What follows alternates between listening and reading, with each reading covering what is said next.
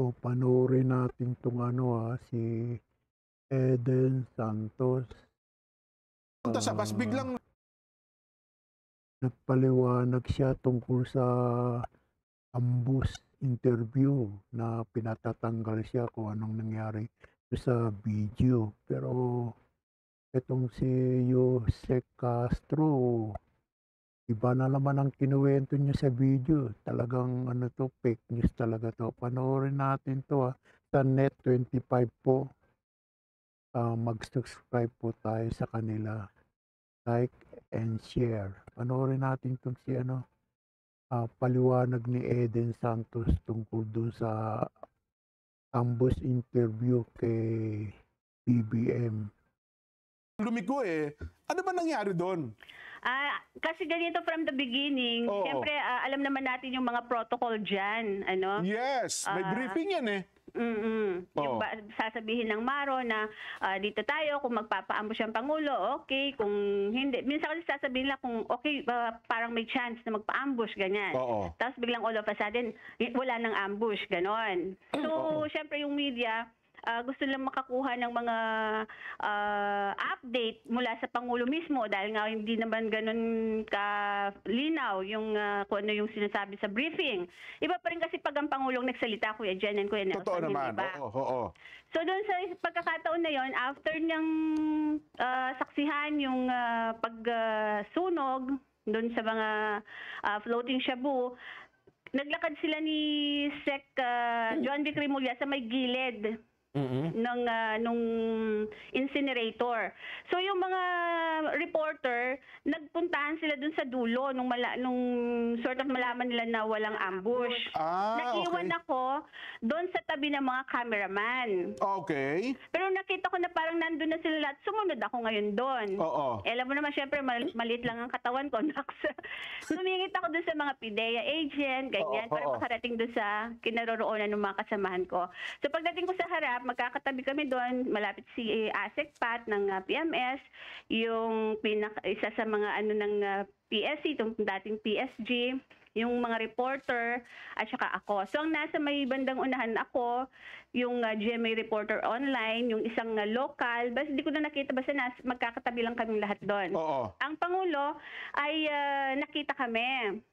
Ayun. Tapos lumapit siya. So siya yung nag-approach. Oo. Ngayon, ano siya? Si BBM pala nag-approach eh. Itong mga fake news talaga, ang sabi si Eden ang lumapit kay BBM. Lalo itong si Yusek Castro.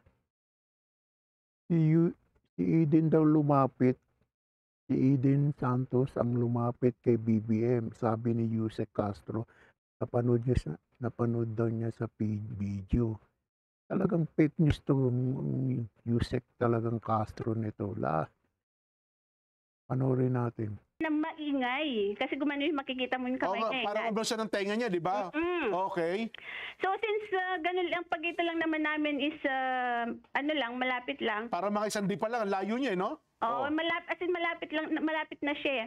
So nag-ano ako na, isisigaw na lang po namin, nag-ano ako ng kamay para, syempre, medyo mahina kasi yung maririnig ng Pangulo. So nung parang okay naman siya, at tinignan niya kung nasan yung mga cameramen, nado sa may bandang ginaid ko siya ngayon. Dito po, kasi syempre chance na namin yon, di ba? Lahat kami ng mga reporter. So, sabay-sabay kaming naglakad. Pero hindi naman ako... so kasi, ito din, pinapakita lang sa TV. Parang ginaguide mo siya, parang tinuturo mo, Mr. President, doon po. Ano ba sinasabi mo sa kanya dyan? Yan, oh. Yung lumalapit ka eh. Hindi naman ako nagsasalita. Ginaguide ko lang siyang ganyan. Tapos, ganon. Tapos yung sinasabi nilang second na nag-approach ako, yun yung nauuna na ako sa kanya eh.